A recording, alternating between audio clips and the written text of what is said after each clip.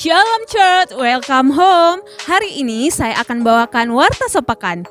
Minggu depan kita akan dilayani oleh Pastor Indra Effendi dan kita akan melaksanakan perjamuan kudus. So, pastikan Bapak Ibu sudah menyediakan roti dan anggur di rumah masing-masing.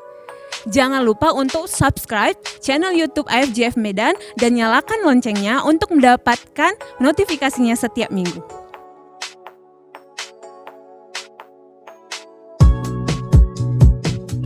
Bagi Bapak Ibu yang memiliki anak di bawah umur 12 tahun, mari ajak anak-anaknya untuk ikut ibadah Kids yang dapat diakses melalui channel YouTube IFJF Kids setelah ibadah ini selesai.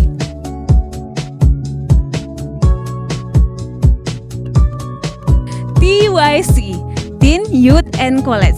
Buat kamu anak-anak muda dan yang masih berjiwa muda, let's join with us.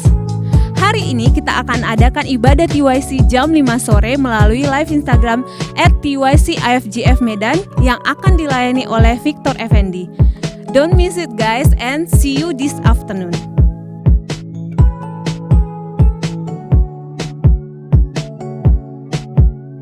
Mari kita bersama-sama bersatu untuk menjadi dampak bagi bangsa kita, bagi gereja kita, dan bagi keluarga kita melalui doa. Doa malam diadakan setiap hari Selasa jam 7 malam melalui aplikasi Zoom. Bagi Bapak Ibu yang rindu untuk bergabung dalam doa malam dapat menghubungi Ibu Grace Silalahi.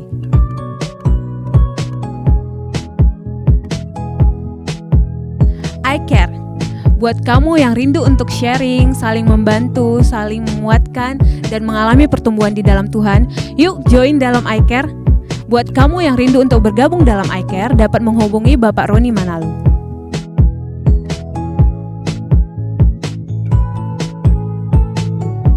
iGrow, kelas Home dan Serve telah dibuka. Bagi Bapak Ibu yang ingin melanjutkan discipleship journey-nya dapat menghubungi Bapak Roni Manalu.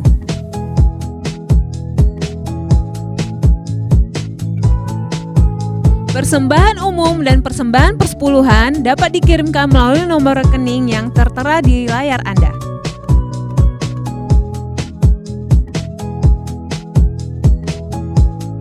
Demikian Warta Sepekan minggu ini. Mari mengalami hadirat Tuhan dalam ibadah pagi ini.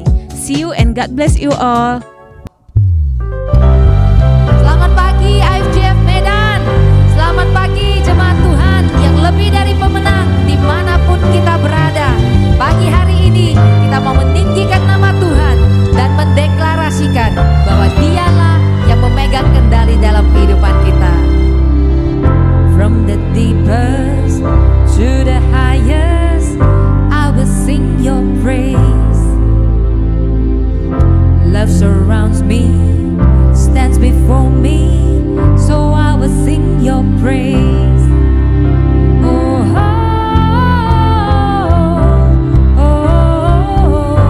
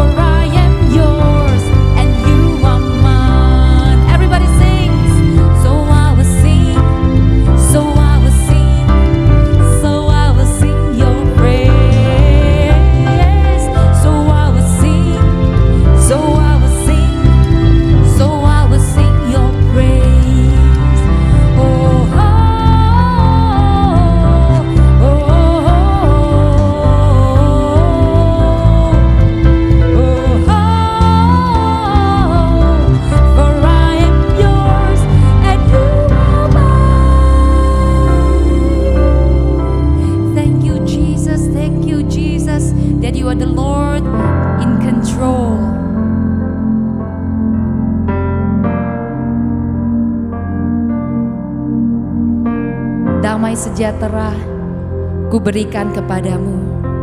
Damai sejahteraku ku tinggalkan bagimu. Apa yang ku berikan tidak sama dengan yang dunia berikan. Oleh karena itu, jangan gelisah dan gentar hatimu, sebab aku selalu ada bagimu.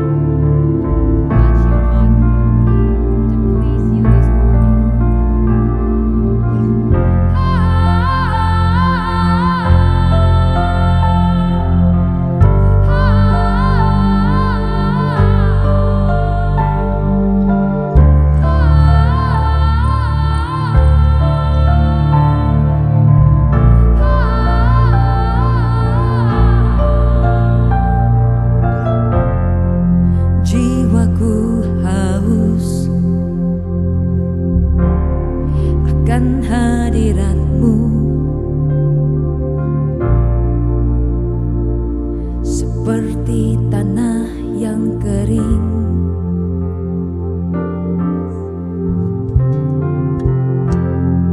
betapa ku rindu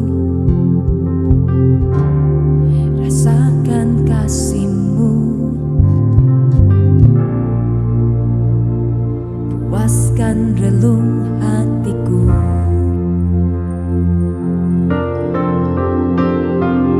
Kaulah nafas hidupku, Kaulah bagianku,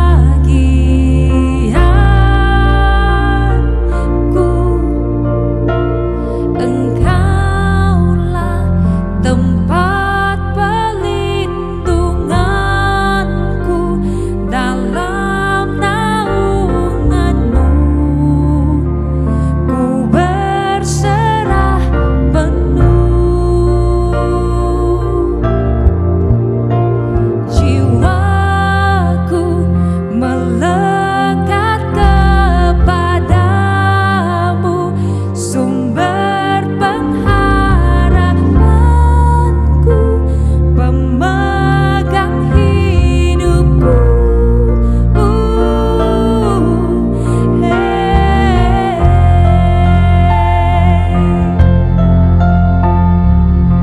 Allah yang memegang hidup kita, Allah yang memegang kendali atas hidup kita. Kita tidak perlu gentar, tidak perlu gelisah. Dia tahu apa yang Dia lakukan.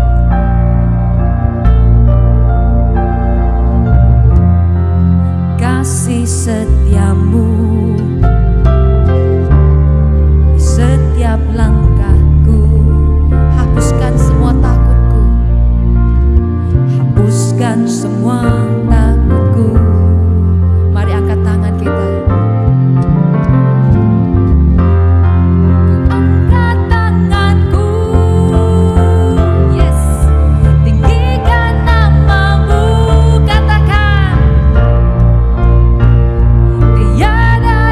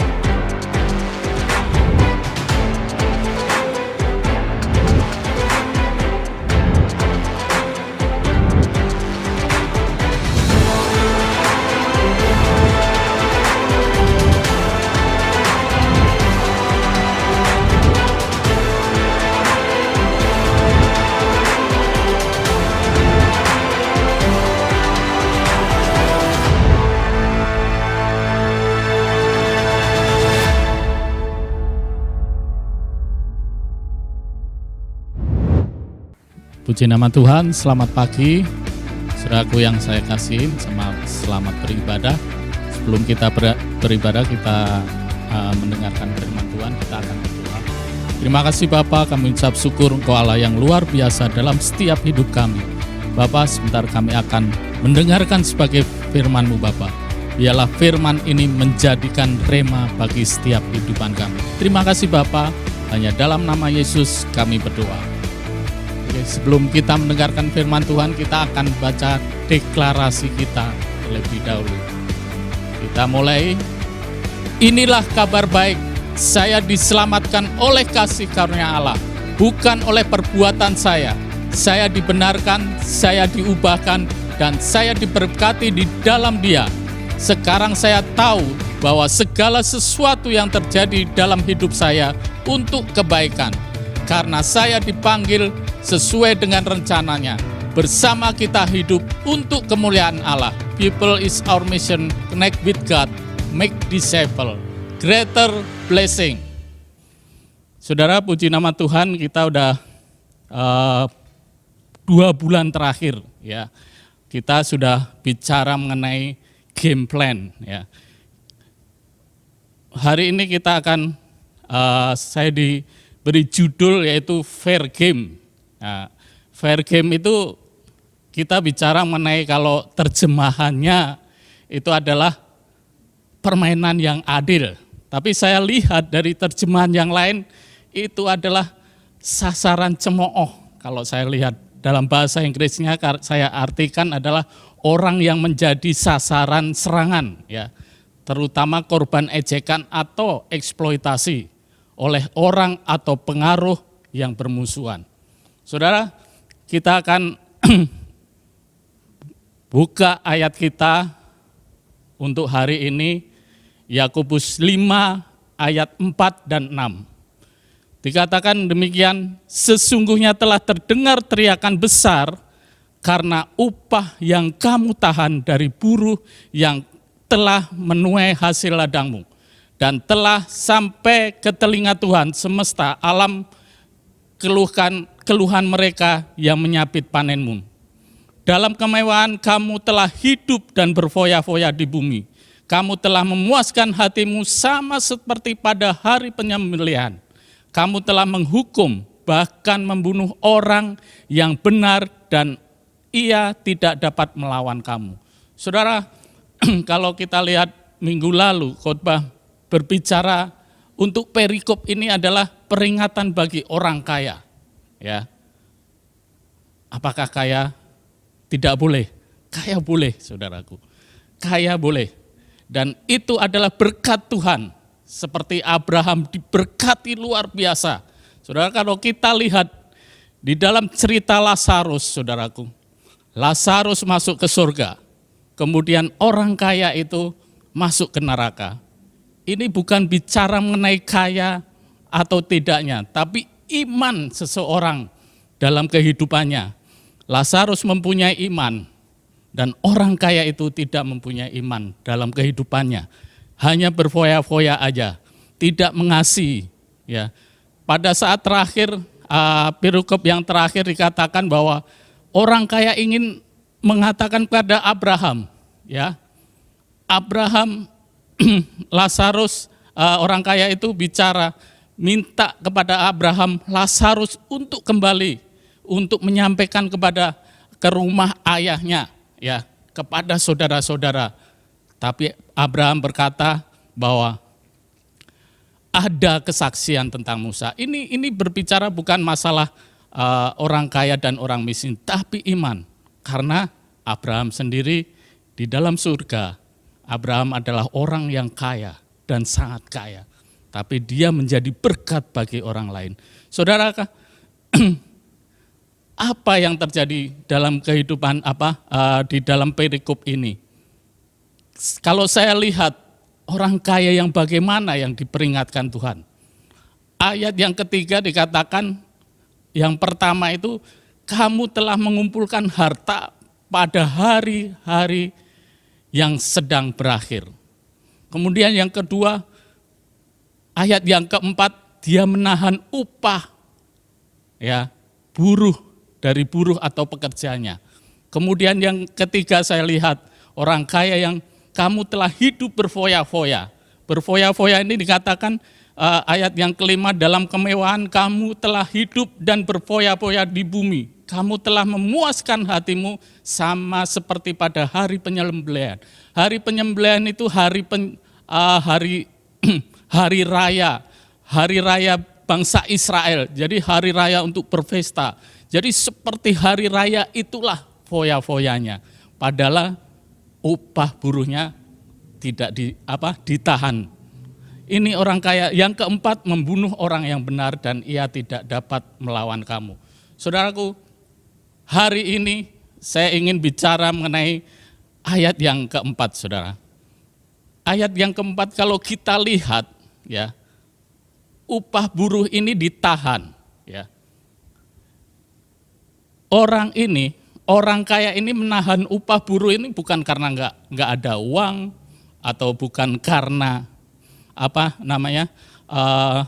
memang dia nggak sanggup bayar. Karena ayat yang ketiga dia mengatakan dia berfoya-foya, berarti uang ada.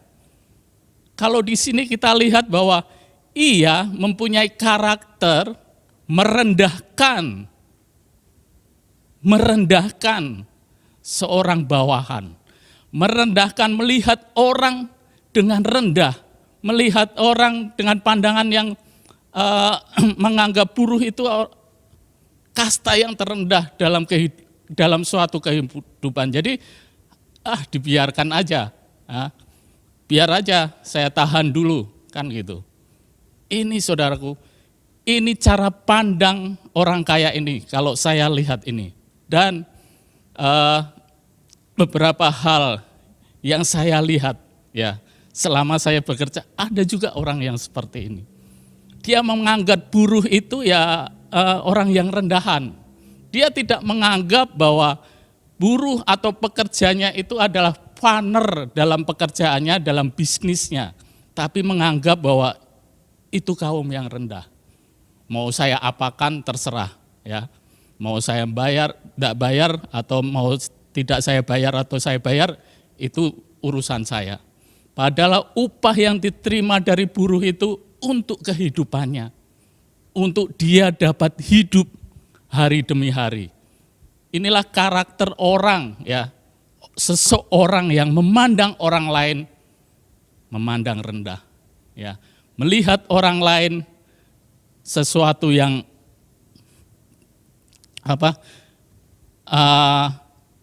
yang sesuatu yang rendah lah, yang tidak sesuai, tidak setara dengan dia. Saudaraku,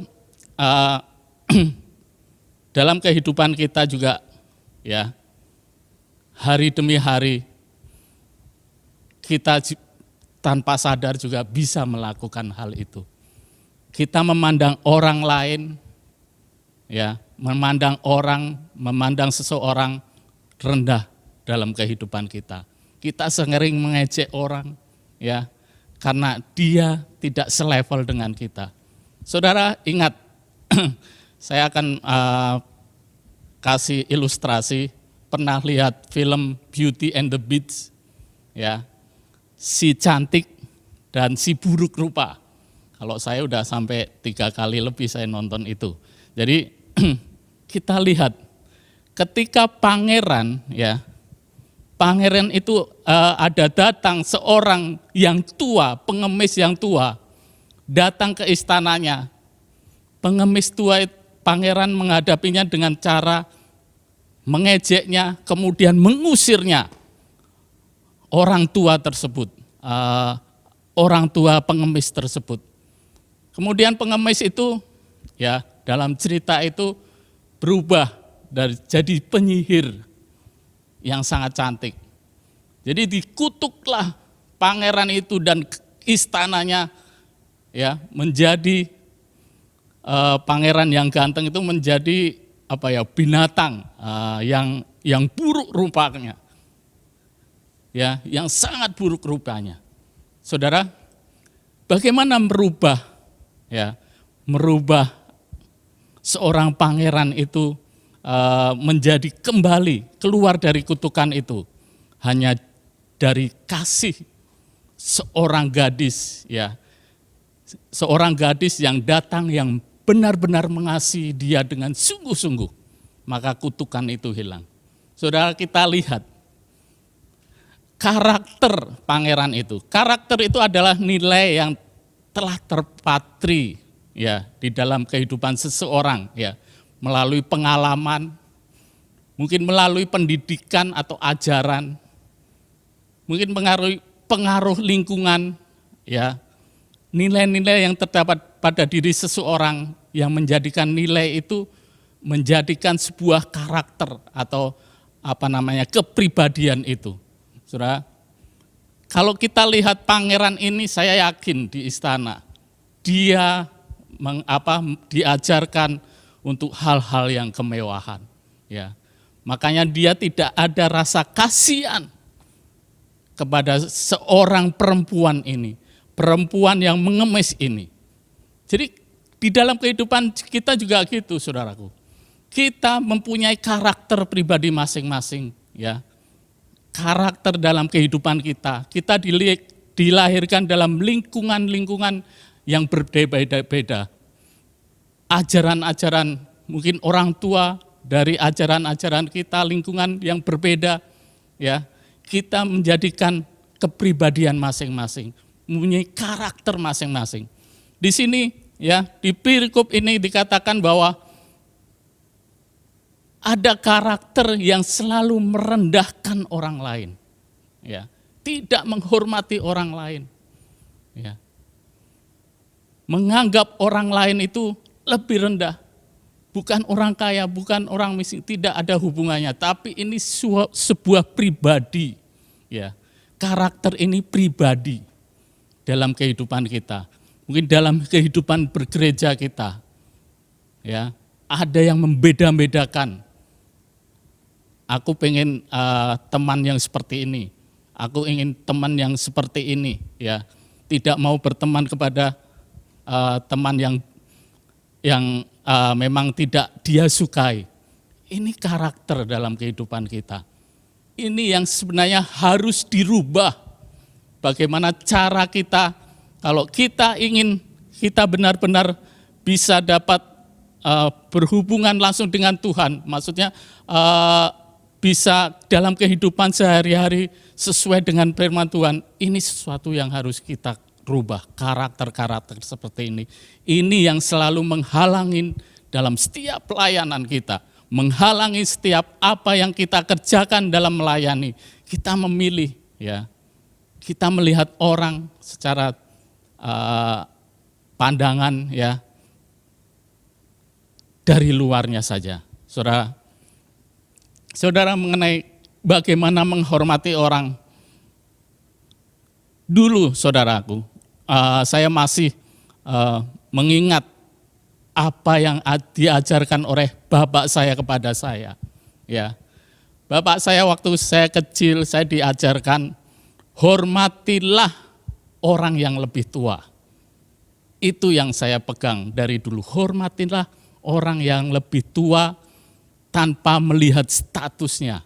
Mau itu apa, mau itu S1, S2, S3 atau SD, yang penting kamu lihat dia orang yang lebih tua. Saudara, kalau di kampung saya di Solo kan ada bahasa ngoko, kromo, dan kromo inggil. Maksudnya ada tingkatan bahasa. Itu yang bisa melihat bahwa kita menghormati orang itu dari bahasa itu kita juga bisa melihat.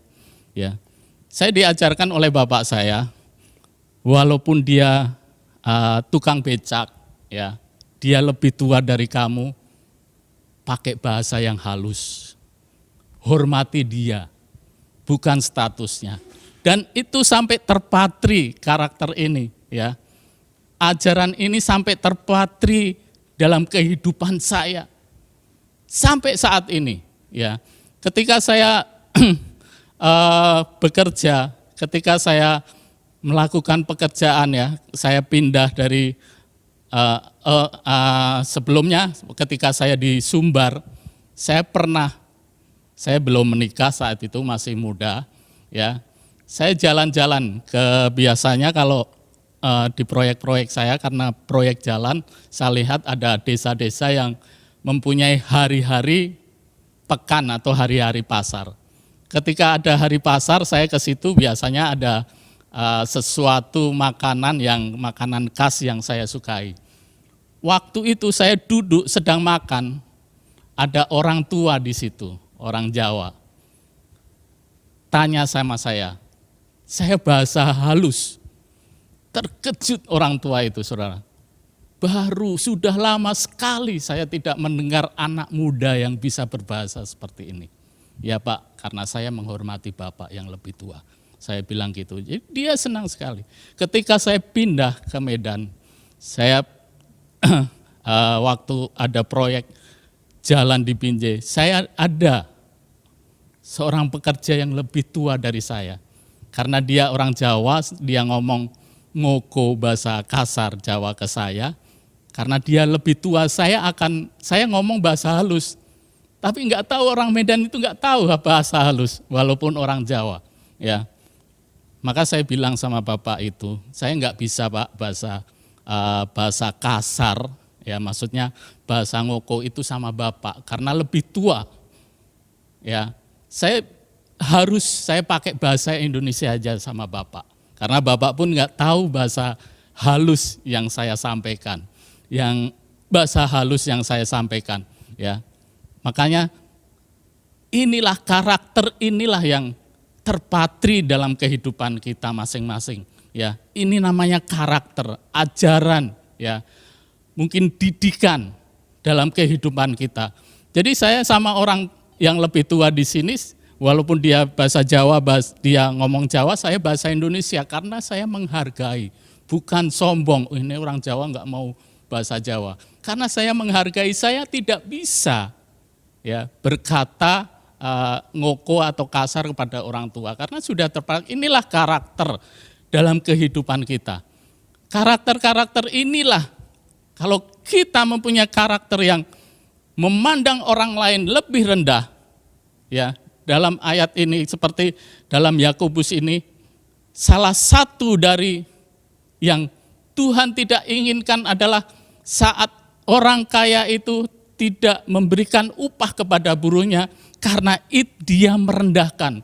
Bukan karena dia tidak ada uang, karena dia tetap berfoya-foya, karena dia merendahkan. Ini yang Tuhan tidak mau, karakter-karakter yang merendahkan seseorang. Seperti yang cerita tadi, ketika dia merendahkan seorang pengemis, maka pengemis itu mengutuk dia. Ya, Tuhan juga tidak suka hal seperti ini. Saudara, bagaimana kita akan merubah karakter kita?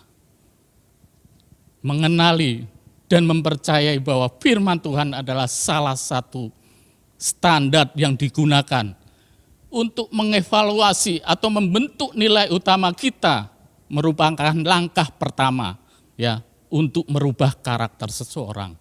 Ya, langkah pertama adalah mengenali, mempercayai bahwa firman Tuhan adalah satu-satu standar ya dalam hidup kita, kebenarannya. Mengapa berdasarkan prinsip firman Tuhan?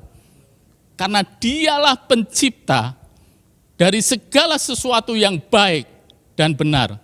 Ketika kita menjalani hidup dan mengakui bahwa Allah adalah pencipta kita, kita harus memahami bahwa Dia menciptakan kita untuk hidup berdasarkan standar kebenaran. Standar kebenaran Allah itu apa?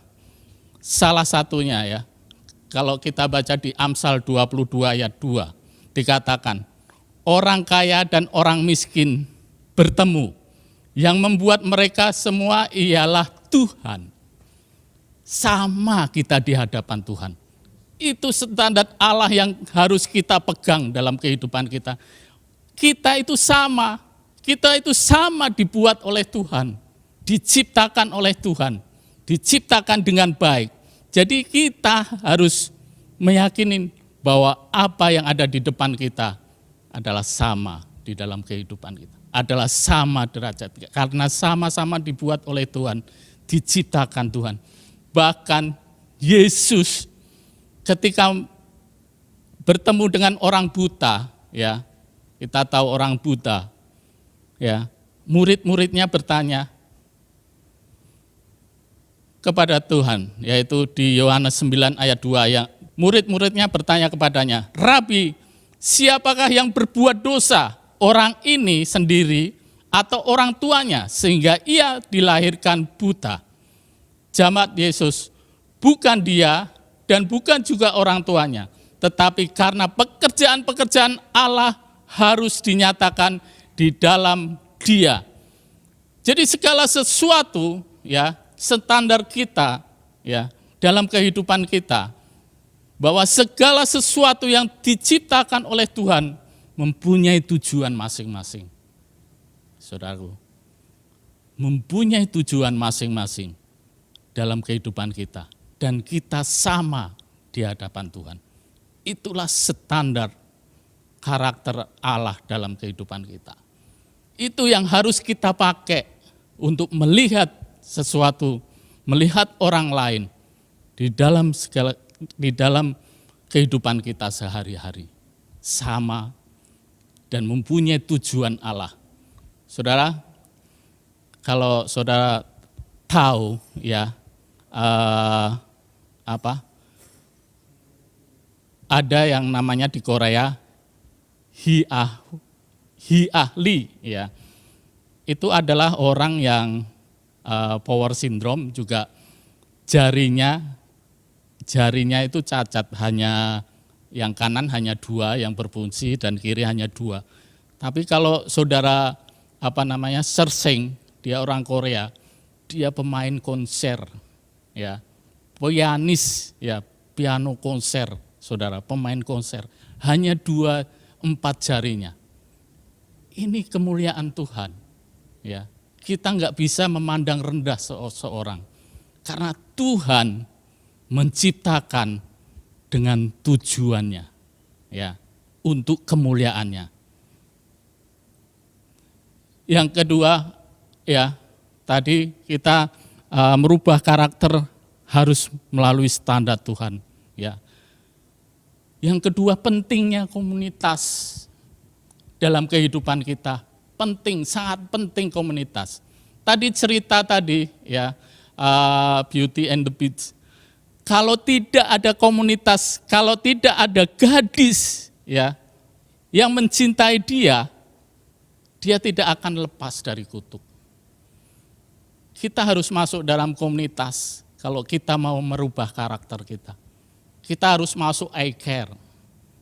I-Care sangat penting untuk merubah karakter kita.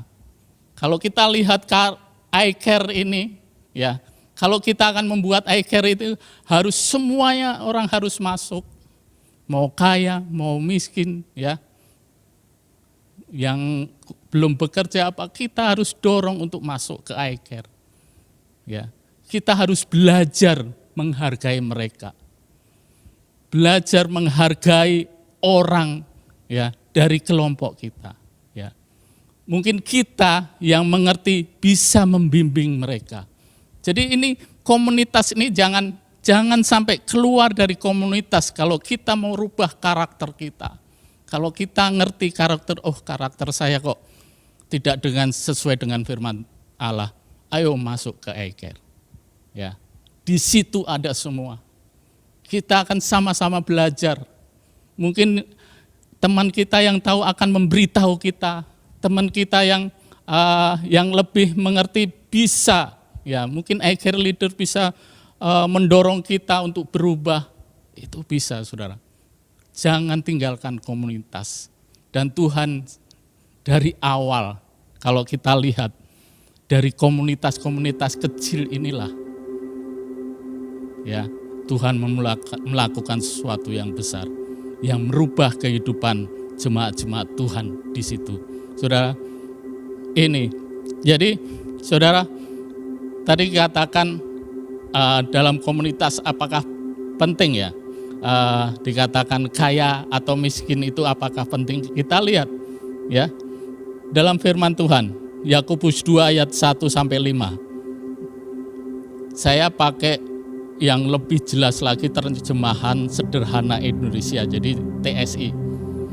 Kita akan baca firman Tuhan Yakobus 2 ayat 1 sampai 5 dikatakan, saudara-saudara, bagi kita yang percaya kepada Tuhan kita, Kristus Yesus yang mulia, kita tidak boleh pilih kasih berdasarkan kedudukan orang. Sebagai contoh, ketika 2 orang masuk ke dalam pertemuan kalian, yang satu adalah orang kaya yang memakai pakaian yang sangat bagus dan cincin emas yang besar, sedangkan yang kedua adalah orang miskin yang berpakaian jelek. Ini bisa dimasukkan dalam eye-care nih. Apa? Ya, sering terjadi kalian memberi perhatian khusus kepada orang yang berpakaian bagus itu dan berkata kepadanya, silahkan duduk di tempat yang baik ini. Tetapi kepada orang miskin itu kalian katakan, kamu berdiri di sana atau duduk di lantai di dekat kaki saya. Tetapi dengan berbuat begitu jelas bahwa kalian merasa dirinya hebat, ya. Kita merasa hebat kalau sebenarnya kalau saat itu mempersilahkan orang yang lebih kaya, ya, wah kayak hebat kan gitu, untuk membedakan orang. Walaupun hal itu masih berdasarkan ukuran duniawi dan pikiran yang jahat, ya, saudara. Tetapi coba pikir saudara-saudara yang kasih, ternyata Allah sudah memilih banyak orang miskin secara jasmani untuk menjadi kaya secara rohani, karena mereka percaya penuh kepada Kristus, dan mulai percaya itulah mereka memperoleh hak untuk menjadi warga kerajaan Allah sesuai dengan janjinya kepada tiap-tiap kita yang mengasihinya. Ini saudaraku, ya, jangan menilai ada pernyataan, jangan menilai buku hanya dari sampulnya aja. Jangan menilai seseorang dari pakaiannya aja, dari penampilannya aja. Tapi dikatakan ini ayat yang kelima ini jelas bahwa, tapi coba pikir saudara-saudari yang saya kasih, ternyata Allah sudah memilih banyak orang miskin secara jasmani menjadi kaya secara rohani. Jadi jangan kita belajar saat ini, jangan memandang seseorang hanya luarnya saja, ya. Jangan menilai seseorang dari penampilannya saja. Dan Yakobus 2 ayat 9 dikatakan, tetapi jikalau kamu memandang muka, kamu berbuat dosa, dan oleh hukum itu menjadi nyata bahwa kamu melakukan pelanggaran. Jadi ketika kita hanya memandang mukanya itu, firman Tuhan katanya kan bahwa Yakobus katakan bahwa kamu itu sudah berbuat dosa. Jadi sudah menilai, ya, menilai orang tersebut, ya. Karena Yesus sendiri katakan di dalam Markus 12 ayat 31, dan hukum yang kedua ialah kasihilah sesamamu manusia seperti dirimu sendiri, ya. Jadi mengasihi manusia seperti dirimu sendiri, tidak ada hukum lain yang lebih utama daripada kedua hukum ini. Ini standar Tuhan, ya, bahwa kita harus mengasihi manusia seperti diri kita sendiri. Kemudian Yakobus katakan, jangan hanya memandang penampilannya saja, ya, itu kamu berbuat dosa. Terus saudara, hari ini kita dapat pelajaran, ya, supaya kita merubah karakter kita. Kalau saat ini kita masih merasa saya memandang seseorang dari luarnya saja, ya, kita akan belajar merubah karakter, ya, kita sesuai dengan standar Tuhan. Ayo kita sama-sama di eye-care, kita belajar, ya. Di masa-masa pandemik ini kita lihat waktu pertama dulu, ketika pandemik ini kita mulai memberi membantu orang-orang yang tidak mampu. Ya, ini yang diajarkan kita, kasih kita. Di dalam iCare juga harus seperti itu. Kalau memang dia yang tidak mampu di dalam kehidupannya, jangan dia disingkirkan. Jangan dia di tempat yang sesuai dengan dia, tapi bantu dia supaya dia naik. Supaya dia juga naik dan akan mengenal Kristus di dalam kehidupannya. Saudara, puji nama Tuhan, firman Tuhan saat ini berbicara mengenai jangan kita merendahkan seseorang dengan cara pandang kita. Ya, Tuhan ingin setiap kita itu sama di hadapan Tuhan. Puji nama Tuhan, kita akan berdoa. Terima kasih Bapa, kami mengucap syukur hari ini Bapa. Kami serahkan kehidupan kami dalam tangan-Mu. Engkau Allah yang bisa merubah karakter pribadi kita, pribadi kami ketika kami berkumpul merubah karakter kita. Bapa, kami serahkan kehidupan kami hari ke hari dalam tangan-Mu. Engkau berkati setiap kami. Engkau berkati setiap pekerjaan kami, kegiatan kami, pelayanan kami Bapa. Kami serahkan kehidupan juga iCare di tempat ini. Biarlah iCare di gereja ini menjadi dampak untuk merubah karakter seseorang. Karena inilah komunitas-komunitas yang baik yang ada dalam setiap kehidupan kami. Terima kasih Bapa. Kami serahkan seluruh kehidupan kami hanya di dalam nama Yesus. Kami berdoa. Amin. Selamat hari Minggu.